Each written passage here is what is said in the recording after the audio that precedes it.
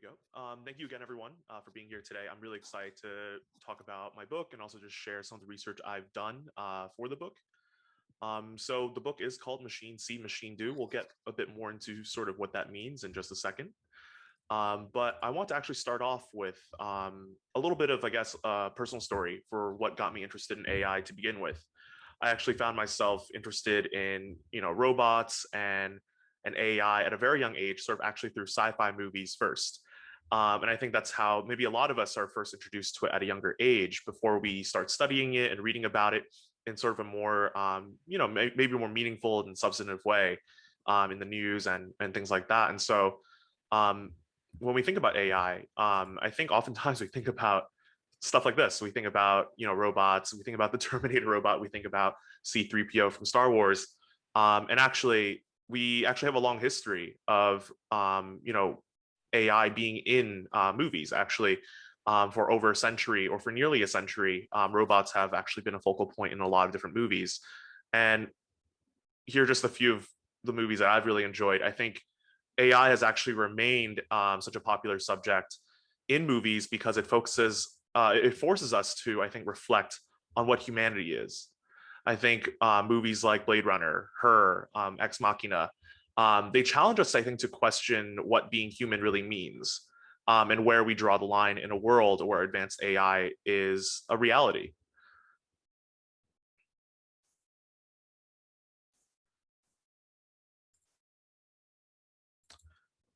And so I think the tricky thing is that real life AI, the real life AI that we do deal with each day looks a lot less like a sci-fi robot or androids. And in fact, most AI is actually completely invisible or hidden.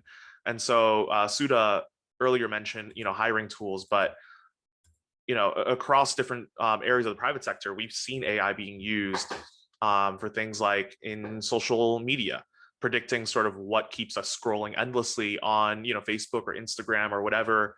Netflix uses it to predict sort of what movies we'd be interested in based on what we've watched already.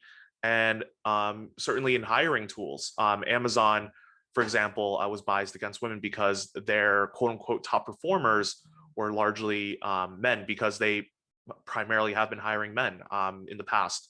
And so that leaves out a lot of people that they might be looking to hire in the future or should be given more opportunities for promotion and things like that. And so we're seeing a lot of really sort of, I think, kind of scary uses of AI in the private sector. But we're also seeing this line between private sector and public sector blur a lot, especially as AI has become more advanced. And I think actually easier, I think, to get a hold of. And so some of the examples that come to mind for me are just the few that I have here. ICE was actually using AI to predict whether someone would be a quote unquote good immigrant. For better for worse, they did end up scrapping that program and didn't end up deploying it. And so we have this extreme vetting being used, and I think that begs the question: should we even be using artificial intelligence for that purpose of deciding whether someone is worthy of citizenship here? We're also seeing police departments, using AI to even do things like determine which neighborhoods to patrol. And we'll talk about that a lot more later with predictive policing.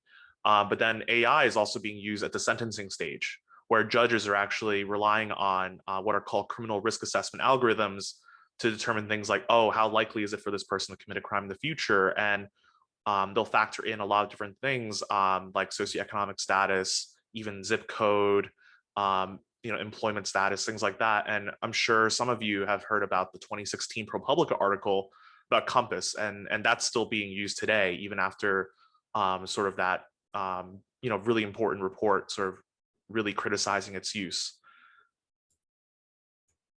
And so my book, Machine See, Machine Do, does cover a lot of different topics in different areas in the criminal justice system. But an area I want to really focus on today, since we're talking about feedback loops and feed-forward loops, is predictive algorithms. This is sort of where we see a lot of that problem, and especially with algorithmic bias. Predictive algorithms play a big role here. And I think from the beginning of time, humankind, we've been obsessed with predicting the future, I think. Greek generals would go to, oracles who would supposedly be able to tell the future and predict the outcomes of battles and wars. And today we have financial models trying to sort of guess, whether a stock will go up or down. And so, throughout history, we've been, I think, and maybe rightfully so, I think, uncomfortable with and even scared of the future, right? We want to know, what's to come so that we can control it, right? And so we created machines, in this case, predictive algorithms, and essentially asked them to be fortune tellers. Now, the scary thing here, though, is that somehow, over the past couple of decades, we got this idea that machines make better decisions than humans. We started saying things like this, people are biased, but AI will be more objective or more fair. And I think we seem to have forgotten that humans are the ones who design and deploy AI to serve their own purposes, right? So humans, even those with the best intentions, they can introduce bias to the AI that they have built. And so technology is not inherently objective or fair, even though we often think of it as so. Reality is a lot more complicated. And so I think the truth is, when today's technology relies on yesterday's data, all it's really doing is mirroring our past mistakes and biases. And that goes back to that feed forward loop that Sudha was mentioning earlier. When we are using the same data in the past, and that data is born from an environment that is biased or discriminatory, we're going to see that happen again and again. And all it's really doing is maybe hiding it better than it used to, because we're sort of tech washing it. But that same pattern and those same trends will continue. And so that leads me to the piece of technology I want to talk about today, and that's predictive policing, which is sort of, it sort of came onto the scene, maybe about a little over a decade ago, and has still continued to be used, although with sort of a little bit of waning frequency now, but it's still being used, especially in a lot of the major cities across the country.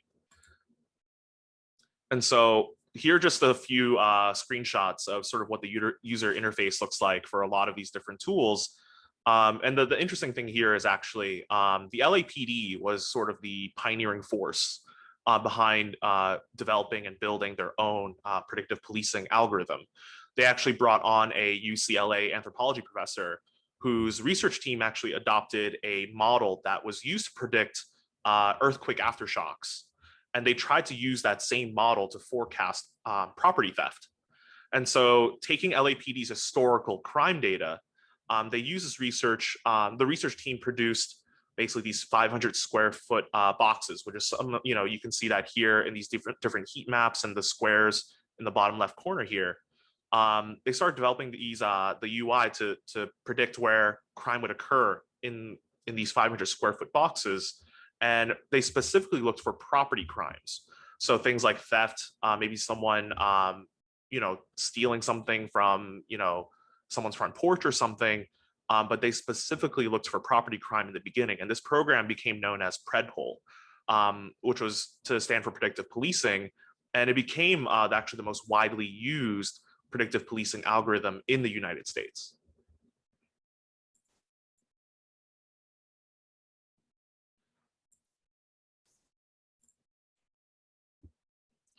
And now, after a law was introduced called the Freedom of Information Act, they were actually able to obtain the training manual for PredPol. And, oh, sorry, there we go. And so in the manual itself, this is actually a screenshot directly from the manual. It refers to their product as quote unquote broken windows policing in the box. And so for those of you who might not be familiar with what broken windows policing is, it's actually a policing theory developed by a pair of criminologists in the early 1980s. And what it did was essentially it linked low-level crime, like property theft, but low-level crime and disorder within a community to subsequent occurrences of more serious crimes. And so they actually used windows as a metaphor for disorder within neighborhoods.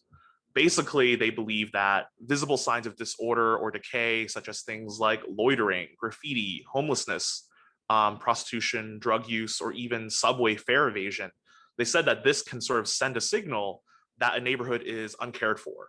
The idea was that if police departments addressed those problems, these lower level crimes, the bigger crimes wouldn't happen either. And so, broken windows was sort of the product of this hard on crime and war on drugs era of policing, that a lot of documentation and a lot of sort of reflections on that history and that time in our country's history, we recognize that that was a very racially charged, racially motivated policy that was meant to further disadvantage a lot of people, especially Black and brown folks. And so broken windows policing, actually another very popular example of how it's been used is actually the stop and frisk example in New York City, which was extremely controversial.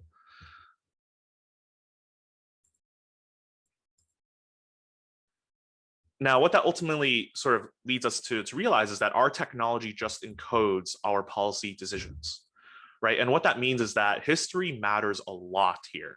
Laws are informed by that history, but if we're making technology to address a lot of the problems that we see in society, and we want to sort of create a new environment, that technology will just adapt the purpose that we built it for, right? And so if we're using our technology to punish people, to police people, then that's exactly what our technology will do. It won't necessarily make our community safer if that's not what we're specifically designing our technology to do. And especially when we think about how AI still, I think AI has become incredibly advanced and is constantly improving, but we still have a lot of issues with inaccuracies, right? With Joy Bolamwini's, Gender Shades report, we know that it's still incredibly inaccurate in a lot of instances, especially when people of color are involved, and especially women of color. And we're also seeing that it's also very biased, not just in the way that it's built, but also in the way that it's used. And unfortunately, a lot of times too, because they're developed more and more by the private sector, but used by the public sector, they're still hidden, right? And so a lot of this technology can hide behind, trade secret and intellectual property protections. And so all of a sudden you have a situation where, let's say you are charged for a crime because your DNA happens to show up at a certain crime scene, and you had nothing to do with that crime. But some algorithm said that there is a possibility that you were at the crime scene, and that your DNA showed up as a positive. Now, because of our country's current trade secret laws, you actually have no way of really seeing how they made those calculations, or seeing how your DNA showed up, or how they made those calculations. And neither does your defense attorney. And a lot of cases too, even the prosecution doesn't know. All they know is that the lab that they turn to produce that report says that you might be a suspect, but you have no way of appealing it, right? And so a lot of times it remains hidden, and a lot of the laws that we have in place right now continue to protect that status quo that we have right now. And so a big theme of the book Machine See, Machine Do is that our technology is constantly improving, right? But are we? And what I mean by that is, the problem really is, humanity continues to experience these really incredible leaps and improvements in our technology, right? But we experience no sort of equal or equivalent improvement in our ethical capacity, right? Our technology gets better, but do we become more empathetic? Do we become more ethical in the way that we use it? That's a question that I'm really sort of interested in trying to answer and get to the bottom of, because if we think about technology and ethics as sort of a race, I think technology is always won, right? When we think about the way we've been using technology, whether it's artificial intelligence, or even when an example I think of immediately is sort of when cameras are first invented, cameras had a difficult time actually capturing darker colored skin, and that wasn't necessarily because the inventors of the film or cameras were necessarily racist, but they created this, they built and invented this product in an environment where they expected mostly white individuals to use it. And so actually the chemical reaction that produces film was most adept at capturing and producing images of white or lighter colored skin. And so when our technology doesn't account for the diverse range of experiences and people in a society, we leave those people out. And that can be very unintentional or it could be very purposeful. But the bottom line is those people are excluded and we miss out, I think, on that nuance. And so, you know, what we ultimately see is, technology, especially in technology, history is just repeating itself over and over and over again. And we might very well one day get, artificial intelligence that is totally accurate. It might be even totally void of bias one day, right? But if we continue to use, AI and algorithms in these ways to police people, to surveil people, to punish people, and to sentence people, it's going to continue being used in biased ways, even if it's perfect, right? Because we haven't also improved alongside the way that technology has. And so a biased system will continue to produce these biased results too. And so I want to sort of end with a little bit of a story here. Totally unrelated field, but I think this kind of really captures, I think, sort of how developments, especially radical changes in civilization, can have these really profound impacts. And so the person on the screen right now, this is a photograph of a man named Robert Moses. He's considered by many to be the master builder of mid 20th century New York and its surrounding suburbs. Over the course of his 44-year career, he built nearly 700 miles of road, 20,000 acres of parkland and public beaches, over 650 playgrounds. He built 7 bridges. He even built the UN headquarters, the Central Park Zoo, and the Lincoln Center for the Performing Arts.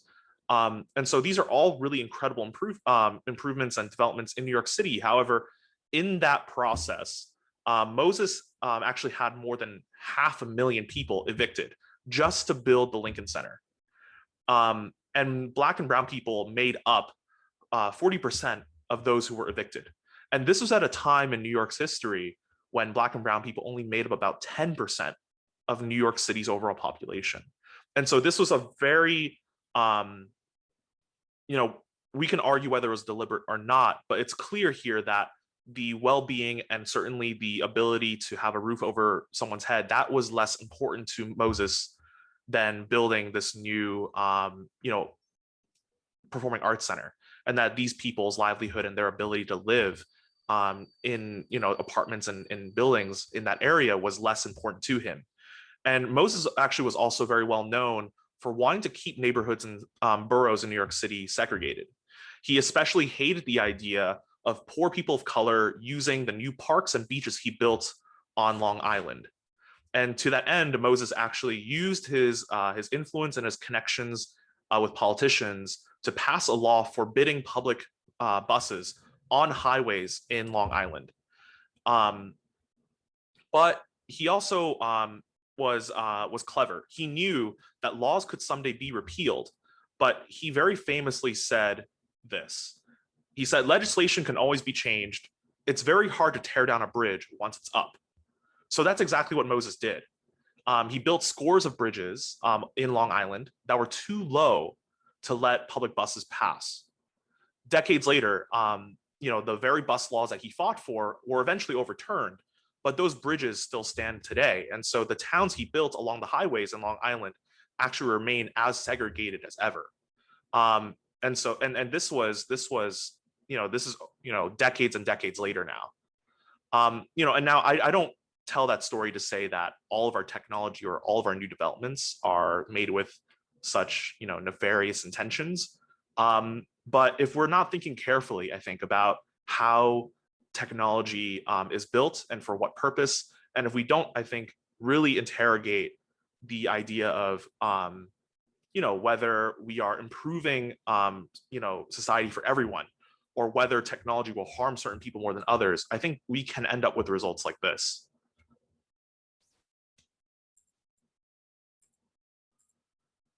And so finally, Machine See, Machine Do.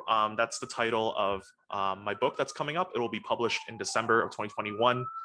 You can actually pick up a pre-order right now. Actually, the pre-order went live just a few days ago, and I'll drop a link right after this presentation. But I want to talk a little bit about what I mean by machine see, machine do. It's actually a twist on the original saying, which is monkey see, monkey do, which actually refers to learning something through imitation, but learning it through imitation, but without understanding why it works or concern about the consequences. And so my book, Machine See, Machine Do, is about the history of bias and prejudice in the US criminal justice system and how AI and automation cause that history to repeat itself. And I think despite the many ways technology makes our lives better, technology is also being used in cruel, invasive, and I think unexpected ways. AI and automation are often talked about as innovative new technologies that are constantly getting better and getting smarter and more advanced. However, I think what is often overlooked is the human element. Humans design technology, humans use that technology, and most importantly, humans ultimately decide and choose how technology is used on other people. And so beyond just the technology, I focus in the book on history and policy decisions, because while the technology needs to improve, we also need to rethink the purpose of our technology as well as how it affects other people.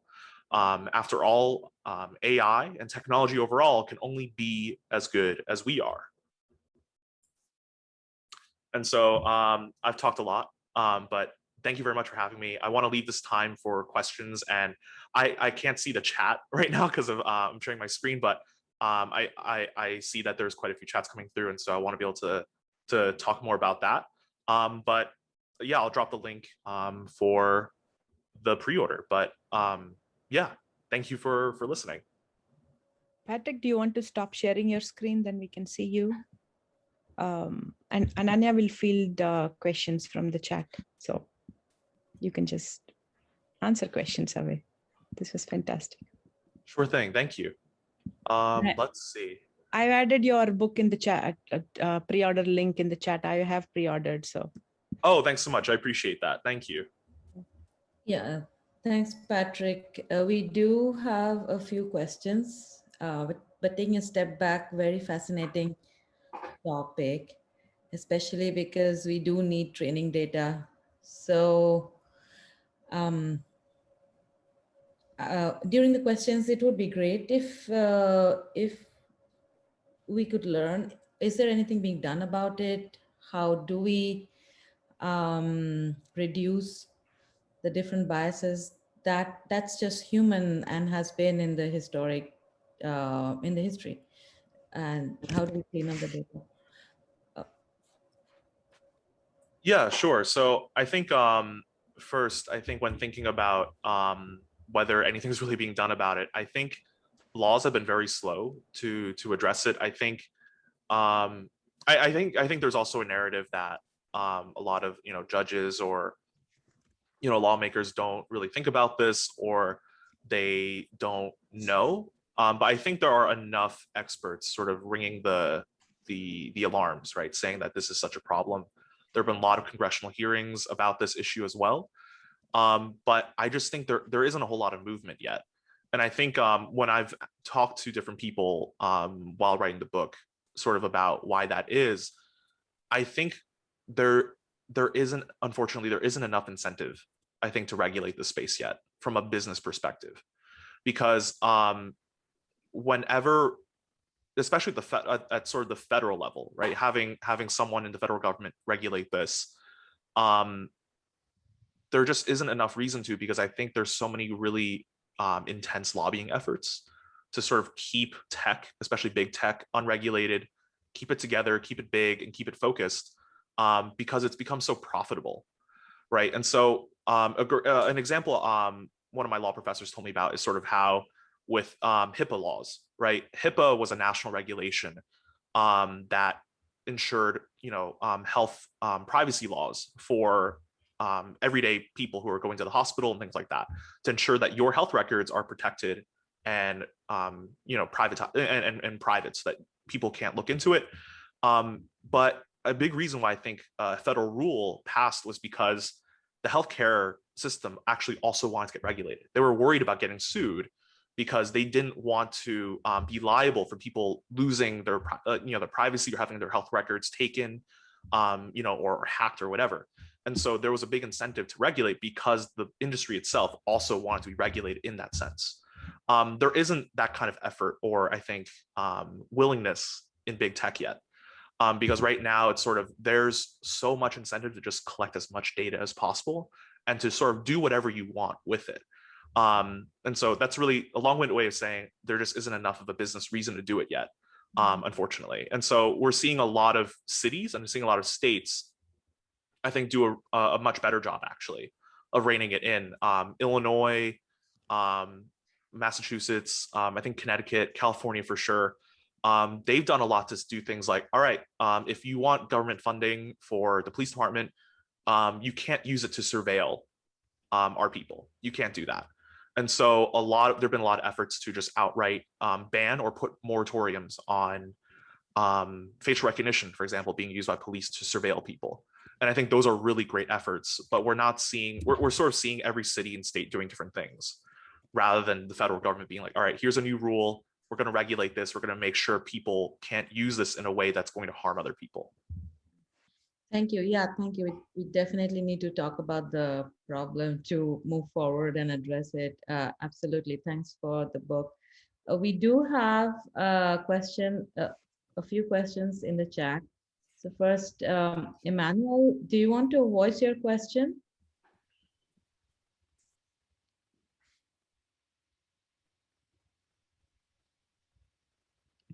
Sure. Yeah, I wanted to, first of all, thank you very much for the very interesting presentation.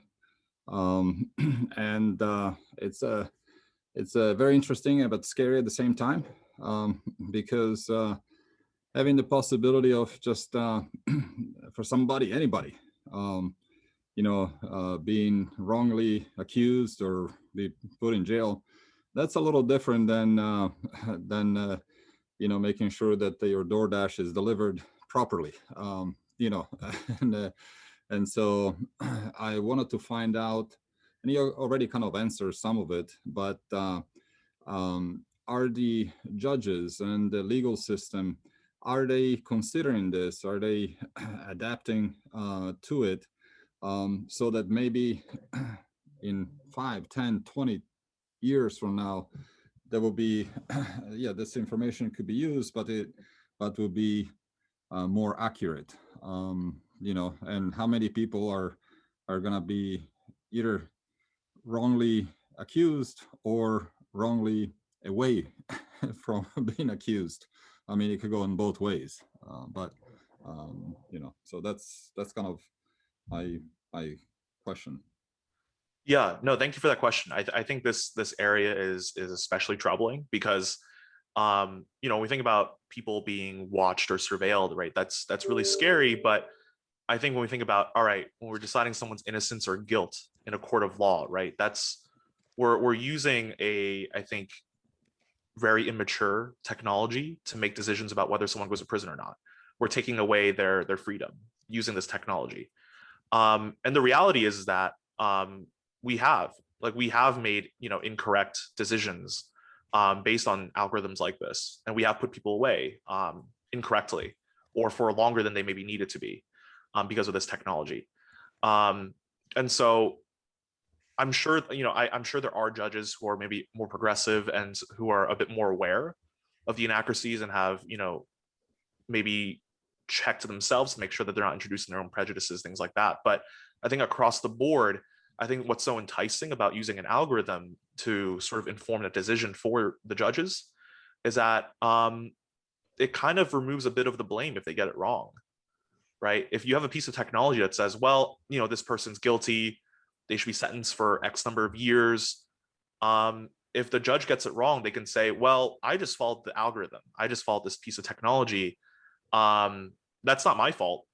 It covers them, right? And so I think, until there are more sort of formal rules about how much reliance judges can have on this technology or how accurate it is, it'll continue being used because I think there's a lot of protection being afforded to them, right? Again, because they can say this wasn't my fault. I didn't make this decision by myself.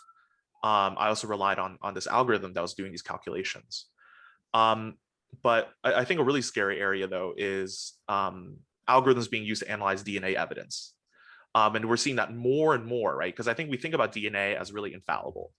We have heard about it exonerating people, and it certainly it does in a lot of cases. But even the Innocence Project, which is sort of one of the leading exonerative legal services, that most of their work is actually getting people exonerated using DNA evidence. But even their own reports, what they found is that over 50% of people who are wrongfully convicted is because of incorrect use of these DNA evidence and DNA forensic algorithm applications, right?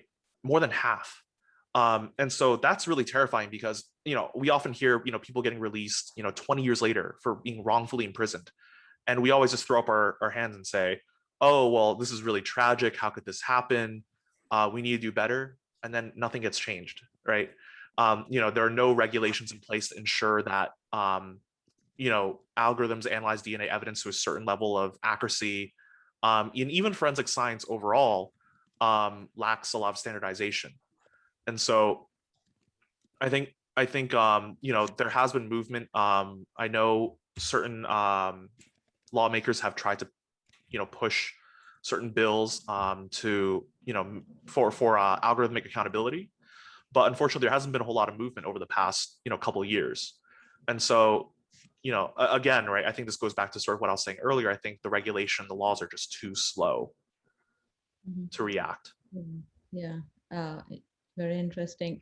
Nicholas here has another question about, I think he has several questions, but yeah. Yeah, it's super interesting, Patrick. I mean, fantastic. Definitely gonna pre-order the book. So, what's the first question? Sorry, I'm in the middle of some relatives here as well. The question was, so I'm in here in Sweden, based in Europe, and we have like some discussions, both here in Sweden and also from European perspective, that all the regulations is taking, it's slow to adopt AI. We're not doing as much as we can. It's too much regulation in the way. And then also, in the US, you're doing a lot of different things. And then I'm doing some business in China, a little bit in South Korea, but doing business in Singapore and these kind of things. And I think especially China, they have, a lot of data, and they have this surveillance, state where they get access to a lot of data from different parts of, the municipalities and, everything, what a lot of the citizens are doing. And there's more of a data fabric that would allow them to, again, like have access to much more data, right? In terms of, being able to, if you look at 10 years into the future, who will have an advantage? Because I can see that Sweden, I'm really, really worried that we're falling behind from a governmental level, all these kind of things, because we're not doing as much. We have like really bad data in organizations where we're not, being allowed to experiment at all. And there's no willingness, to be honest, as well, right? But I'm just saying, from a, again, like a 10-year perspective, what do you see here? Who's, what will happen in terms of these, regulations? And you're just an opinion versus China versus the US in terms of regulations versus unregulated practices, if that makes sense. Yeah, no, that does. I think that's a really interesting question and a tough one, I think. I think if I focus specifically on China and the US, I think one key distinction there, though, is that in China, the use of surveillance technology and the use of AI for these sort of, I think, really invasive and not so great purposes, right? Especially its use against the Uyghur Muslim population in China.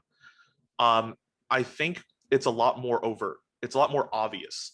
I don't think the Chinese government does a whole lot to hide it, right? Whenever, cameras are everywhere, every single utility line, or utility pole, you see, like half a dozen cameras just sitting on there, right? And so there isn't a whole lot of effort to hide it there. I think what's scary, though, in the US is that it's not that we don't have it. It's just a lot more secretive.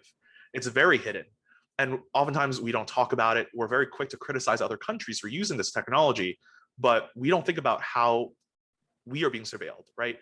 Edward Snowden, in his NSA leak, he was revealing how, listen, the FBI has been collecting images of our faces for a very long time. They're building a massive facial recognition database with billions of face images. We need to be worried about this and look into it. And at this point, I mean, the leaks were years ago and nothing's been done. We were a little bit afraid right at the get-go. And I think a lot of people said, all right, he's a traitor. He's this awful person who turned on his country and he's left. But we haven't really, I think, seriously thought about, okay, why is this giant database being built with all of our faces? And for what other purpose than to watch us or just look for us later, right? And an interesting statistic or market report that I read when I was researching my book was that actually, we think about China as this country that has, all these surveillance cameras everywhere. But actually, if you look at the number of cameras per person, the US actually has more cameras per person than China does. China has about 4.1 cameras per person. The US has 4.6 cameras per person, right? And a lot of these cameras aren't necessarily fitted with like facial recognition tech in the way that China might be, but in the US government does a lot of the facial recognition on the back end, right? Where software will scan images, photographs after the fact to determine whether someone is a match or not, right? And we've already had a few cases here in the US where people have been wrongly identified and wrongfully arrested because they were incorrectly identified. And I think in every case so far, it's been a man of color. It's been a Black man because our facial recognition systems are so poor at especially identifying darker faces. And so I realize I haven't actually answered your question, but that's to say, I think the US is doing a lot of work in that space, and I think it's just we don't know a lot about what's going on, and I think that speaks to sort of the lack of regulation. Where I think AI should be given the space to be experimented on, because I think it's a really, I think as much as I'm sort of I think a bit of a doomsday person where I'm like, we need to be worried about this, we need to really be careful.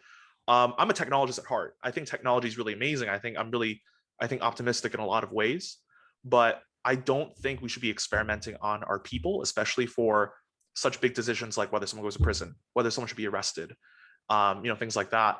I think we can have trials of that in a more private, closed, and controlled setting. But until our technology is advanced enough where it can do things correctly, we should not be testing it on, our constituents or people out in public. But I think that's what the US is doing, essentially.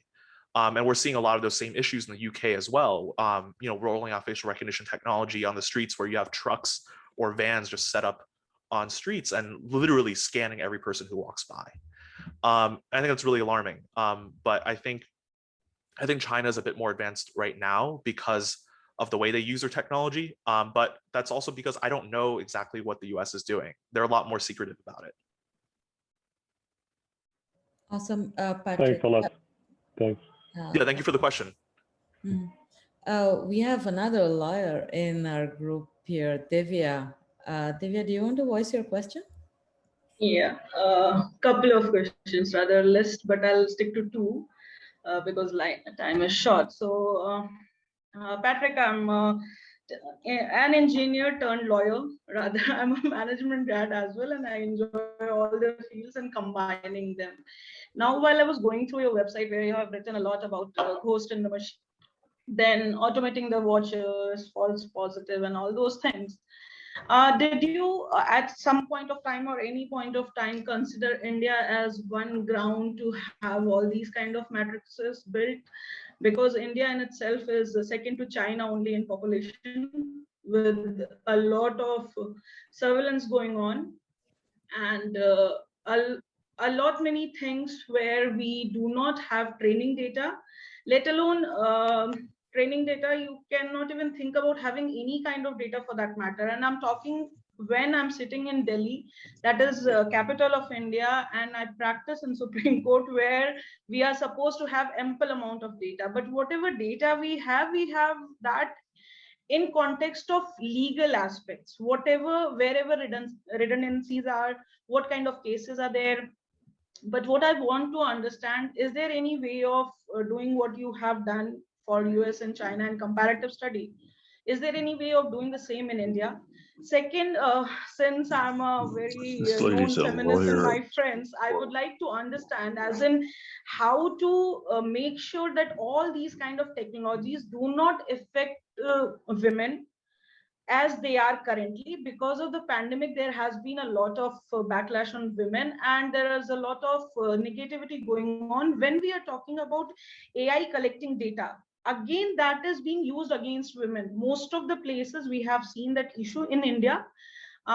So my two questions are these only: how is it going to help 50% of the population, and did you ever think about India as a battleground for these kind of surveillances to be taken into account? Yeah, no, for sure. I guess starting with your first question, I'm admittedly, I mean, I'm a lot less informed, I think, about sort of the legal and technology space in India, and so I don't want to misspeak or provide an ignorant opinion. But I think certainly as you know, the largest democracy in the world and with such a massive population, a very diverse population, I think you can see a lot of the same issues popping up. I think an interesting study done by NIST, the National Institute of Scientific or Standardized Technology in the US, was that our